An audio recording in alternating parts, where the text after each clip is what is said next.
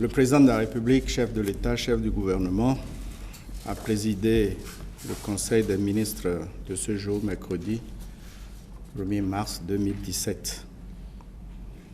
Au nombre des questions qui ont été étudiées, il y a 9 points majeurs qui pourront faire l'objet de ce point de presse.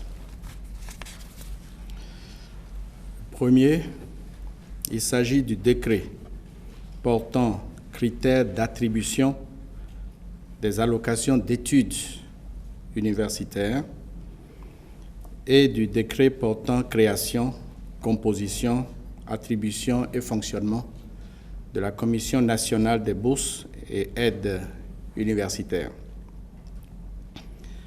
Le gouvernement a engagé des actions pour uniformiser les curricula de formation, créer des diplômes professionnels et promouvoir à la fois l'excellence et le système LMD.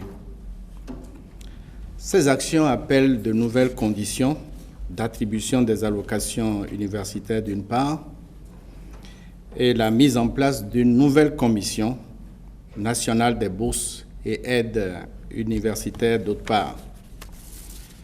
En effet, plusieurs dispositions réglementaires ne favorisent pas la mise en œuvre correcte des réformes introduites dans le sous-secteur de l'enseignement supérieur, comme par exemple la semestrialisation des évaluations. Mais depuis lors, des mesures insatisfaisantes sont pratiquées pour gérer le système d'attribution des bourses. À cet effet, les travaux de relecture et de toilettage des tests, démarrés il y a déjà quelque temps, ont été repris et conduits à terme. Le Conseil a adopté donc les 2 projets de décret, l'un portant critères d'attribution des allocations d'études universitaires et l'autre portant fonctionnement de la Commission nationale des bourses et aides universitaires. Ceci permet, notamment au sous-secteur de l'enseignement supérieur, de rénover les critères de sélection et d'attribution des allocations d'études universitaires. Deuxième dossier, opération de recensement complémentaire des ménages qui sont installés sur le territoire du Grand Nokoué, dans le cadre de la mise en œuvre des projets asphaltage et modernisation de la gestion des déchets solides ménagers. Vous savez que le Grand Nokoué comprend 5 communes, Porto-Novo, Sémé-Podji, Cotonou, Abomey-Calavi et Ouidah. Le pilier 3 de Bénin Révélé vise l'amélioration des conditions de vie des populations. L'axe stratégique numéro 7 de ce pilier comporte le projet phare portant gestion des déchets solides ménagers. La mise en œuvre de ce projet a démarré en octobre 2016 par une étude exploratoire et de cadrage dans l'agglomération de Cotonou. L'étude de la caractérisation des déchets solides ménagers a été également menée en décembre 2016. Au terme de ces 2 études, des propositions d'action ont été formulées pour une meilleure gestion des déchets dans l'agglomération de Cotonou. Le bureau d'études Gyrus International, qui a exécuté les études et la conception de la phase pilote, a été chargé de réaliser une conception technique du projet sur l'ensemble des 5 villes du Grand Nokoué. Cette phase va donc nécessiter un recensement complémentaire. Le Conseil a approuvé cette opération de recensement complémentaire des ménages et des établissements humains installés sur le territoire du Grand Nokoué dans le cadre de la mise en œuvre de ces 2 projets.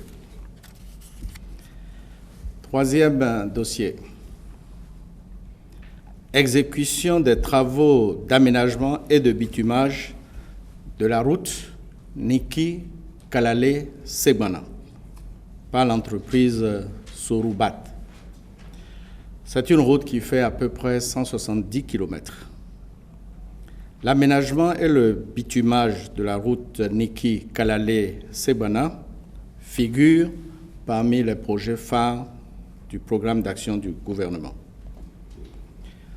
Après avoir suspendu l'exécution du contrat attribué en décembre 2015, le gouvernement a entrepris des négociations avec l'entreprise Sorubat. Cette entreprise a consenti de meilleures conditions de réalisation de l'ouvrage. Le coût de l'ouvrage s'établit à 109 milliards de francs CFA TTC, toutes taxes comprises. Le Conseil a instruit le ministre de l'Économie et des Finances ainsi que celui des Infrastructures et des Transports au fin d'engager les actions urgentes en vue de la passation du marché avec l'entreprise Sorubat Bénin. Quatrième dossier. Exécution des travaux d'aménagement et de bitumage de la route des pêches phase 2. Il s'agit du tronçon à Dunko, porte de non-retour sur 23 km, et des 4 bretelles qui font globalement 30 km 750. Et c'est la société chinoise 55 Group qui s'occupera d'exécuter ces travaux.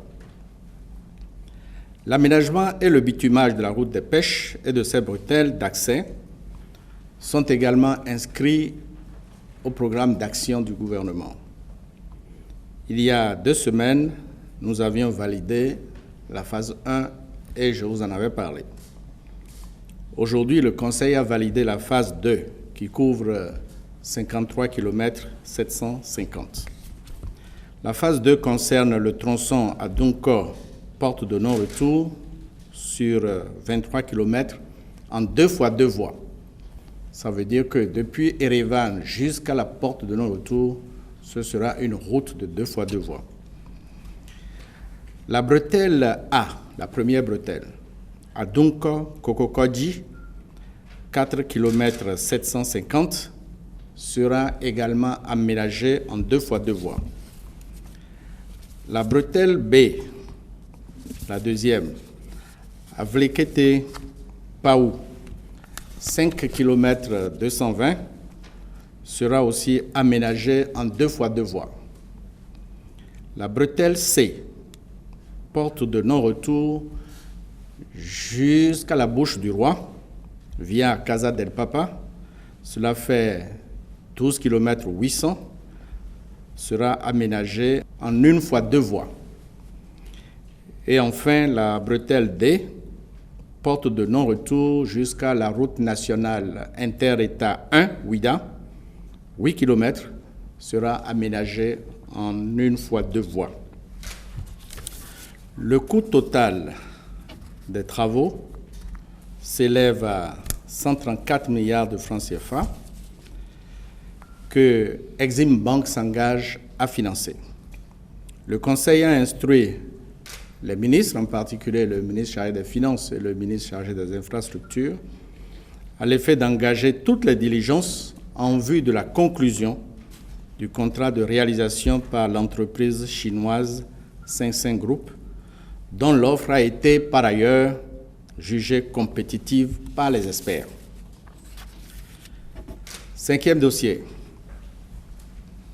toujours par rapport au PAG. Réalisation des études routières de certains projets. Au nombre des projets inscrits au PAG figure notamment le projet d'aménagement et de bitumage du tronçon ancien pont de Cotonou, direction de la Loterie nationale, hôtel du port, carrefour Sensad Erevan, avec aménagement de voies en béton dédié au trafic portuaire.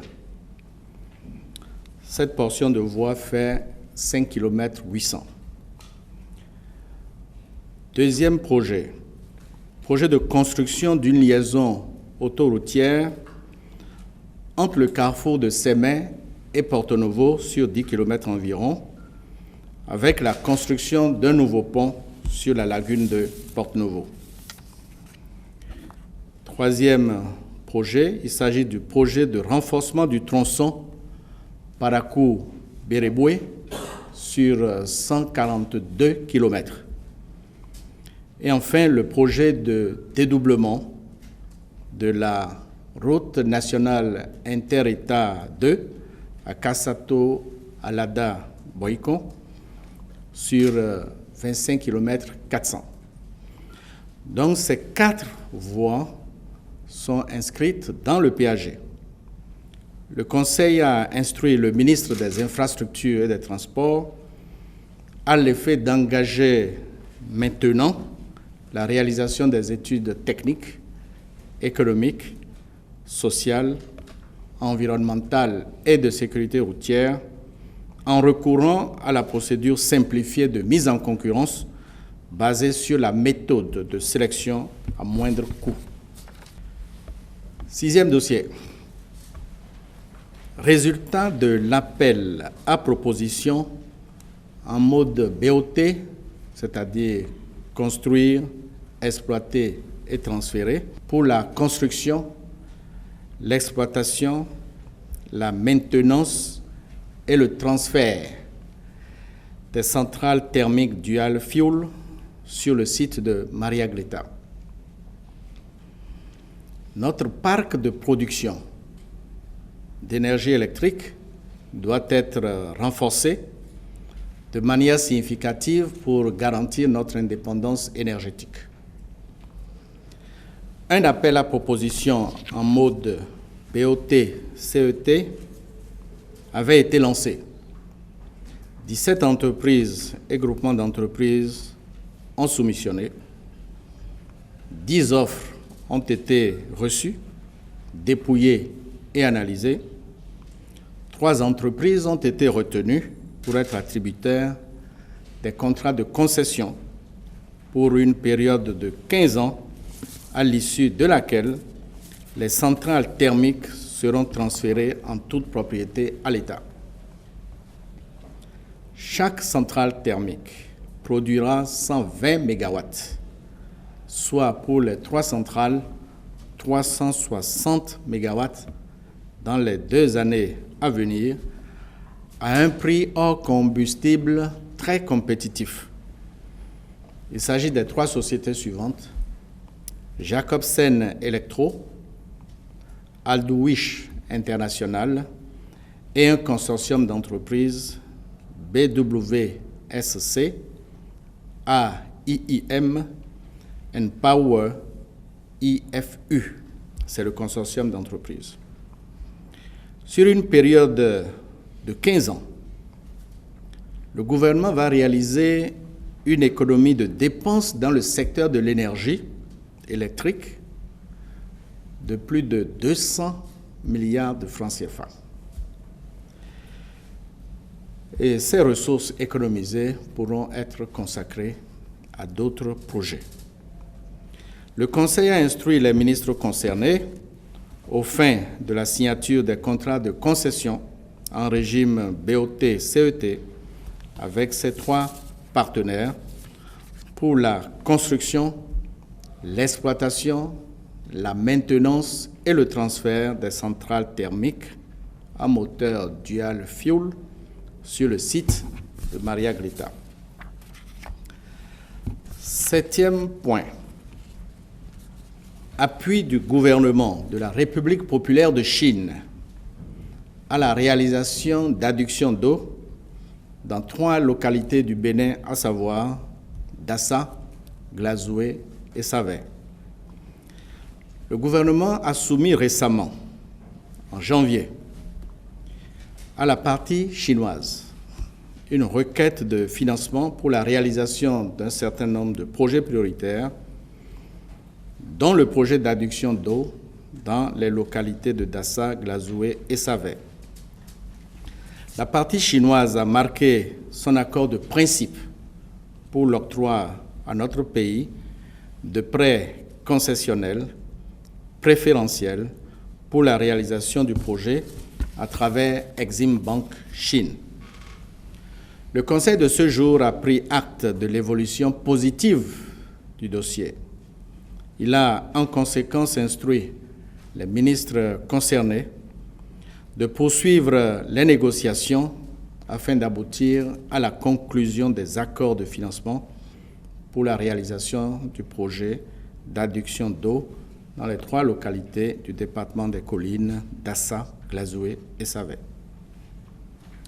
Mais dans cette dynamique, le Conseil a instruit le ministre de l'Économie et des Finances et le ministre de l'Énergie, de l'Eau et des Mines à l'effet d'étendre ce projet aux 3 autres communes du département des Collines, à savoir Savalou, Banté et Ouessé. 8e dossier. Nouvelles mesures d'exploitation, de commercialisation et d'exportation du bois et des produits de bois au Bénin. En avril 2016, le Conseil des ministres avait suspendu l'exploitation et l'exportation des produits forestiers ainsi que la délivrance des agréments. Une commission nationale de réforme du secteur a été mise en place, dont le rapport a conduit à la prise d'un certain nombre de mesures conservatoires en vue de veiller notamment à l'assainissement du secteur et à la sécurisation des outils de contrôle de l'exploitation. Une séance de travail finale a eu lieu le 27 février 2017 sous la présidence du chef de l'État avec la participation de tous les acteurs. Cette séance a permis de proposer au gouvernement de nouvelles mesures d'assainissement et de réorganisation de la filière du bois, permettant de rendre cette filière plus opérationnelle et mieux gouvernée. Ces nouvelles mesures conforteront l'économie forestière et les métiers du bois, tout en préservant nos forêts. Ces nouvelles mesures ont été approuvées par le Conseil des ministres, qui a instruit le ministre du Cadre de vie et du Développement durable à l'effet de prendre les dispositions nécessaires pour leur application sans faille. Il s'agit principalement des mesures ci-après. Première mesure, interdiction de l'exportation de toute essence de bois, à l'exception de celles issues des plantations domaniales et privées, notamment le teck, le mélina et l'acacia, quel que soit leur niveau de transformation.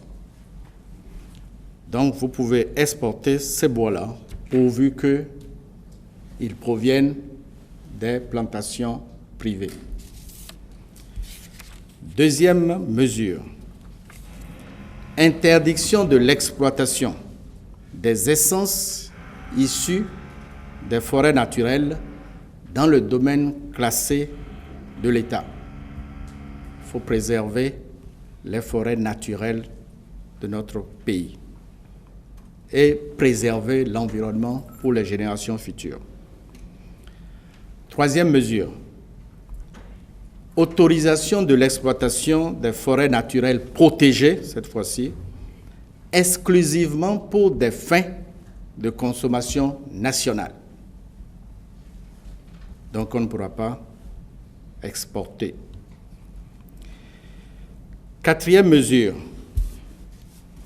commercialisation du bois issu des plantations domaniales de l'Office national des bois du Bénin, ONAB, par la vente aux enchères à tous les usagers agréés par l'administration forestière, vente aux enchères de volumes définis sur une période de livraison mais sur la base d'un prix plancher.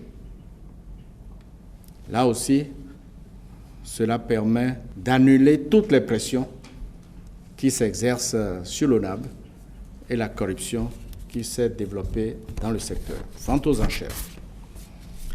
5e mesure, mise en place d'une ceinture de contrôle autour des zones de production, renforcée par le redéploiement de la brigade mobile en vue d'assainir l'exploitation et la commercialisation du bois d'œuvre et du bois énergie, c'est-à-dire le charbon de bois. 6e mesure, interdiction de l'exportation du charbon de bois. 7e mesure, autorisation à titre exceptionnel jusqu'au 31 décembre 2017 de l'exportation des anciens stocks de produits exploités au titre des années 2015 et 2016. Le Conseil a par ailleurs instruit le ministre de l'Économie et des Finances, en collaboration avec le ministre du Cadre de vie et du Développement durable, au fin d'élaborer pour le 2 avril 2017 au plus tard une grille de taxation douanière au poids ou ad valorem et selon le niveau de transformation des bois et produits de bois destinés à l'exportation, outre les redevances forestières. Deuxième chose, un dispositif de contrôle par le scanning obligatoire du bois et des produits dérivés destinés à l'exportation. Le rapport de scanning devant désormais être partie intégrante des liasses documentaires, c'est-à-dire du dossier d'exportation. Et enfin, les deux ministres ont été instruits au fin d'élaborer pour le 2 avril 2017 au plus tard une taxation différentielle des anciens produits exploités au titre des années 2015-2016 selon leur niveau de transformation. Voilà l'ensemble des mesures qui ont été adoptées par le Conseil des ministres pour assainir et restructurer le secteur forestier. Ces mesures ont fait l'objet d'un consensus entre les membres du gouvernement qui étaient présents à cette séance et les acteurs du secteur. Et enfin, point 9, campagne de commercialisation 2016-2017 des noix de cajou. Le Conseil a pris un décret portant conditions de déroulement de la campagne de commercialisation 2016-2017 des noix de cajou. La date d'ouverture de la campagne est fixée au vendredi 3 mars 2017. La date de fermeture de la campagne au 31 octobre 2017. Le prix plancher d'achat aux producteurs est fixé à 500 francs CFA le kilogramme. Le lancement de la campagne aura lieu à Glazoué le vendredi 3 mars 2017.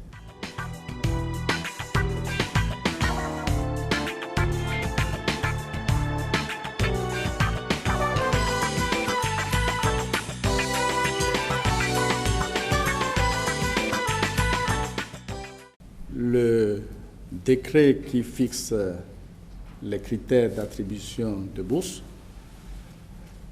porte notamment sur les moyennes, bien sûr, l'âge et le passage d'une année à une autre dans le cycle. On a bien distingué cette fois-ci les étudiants qui font le circuit LMD, c'est-à-dire licence, master, doctorat, et on a défini un nombre d'années à l'issue duquel vous devez forcément terminer vos études, autrement vous perdez la bourse. C'est les conditions classiques.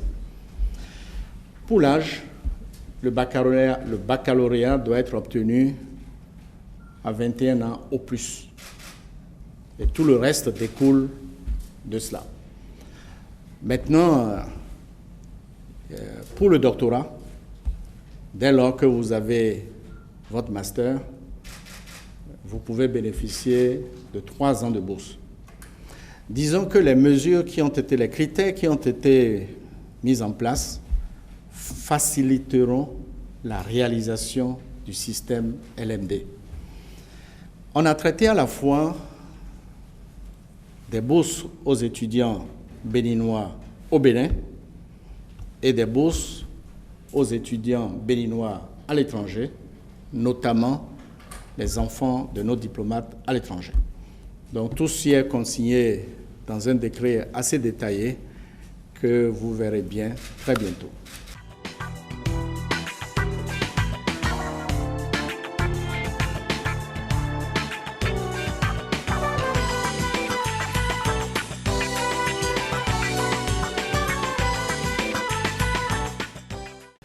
Il faut faire les études.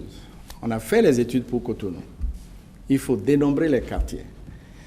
Il faut recenser le nombre de ménages. Il faut avoir une idée très précise de comment les ordures ménagères sont enlevées maintenant. La population concernée, là où il faut les enfouir, c'est cette étude qui va être réalisée. On a fini cette étude pour Cotonou. Et Cotonou, c'est la phase pilote. On aurait pu dire, on démarre le projet par Cotonou. Mais attention, si on le fait un peu comme ça, on ne sait plus dans quel délai on prendra en charge les 4 autres villes. Il faut démobiliser le cabinet qui a fini les études, et ça coûtera plus cher. Alors qu'on reste dans la même dynamique et on voit en même temps le Grand Nokoué depuis Porte-Novo jusqu'à Ouida. Donc, c'est après cela que le projet réellement sera, la dimension du projet sera connue et on verra le coût de financement. Évidemment, ça va être certainement une petite révolution. Je n'anticipe pas les conclusions du cabinet d'études. Je ne suis pas censé anticiper. Je vous remercie.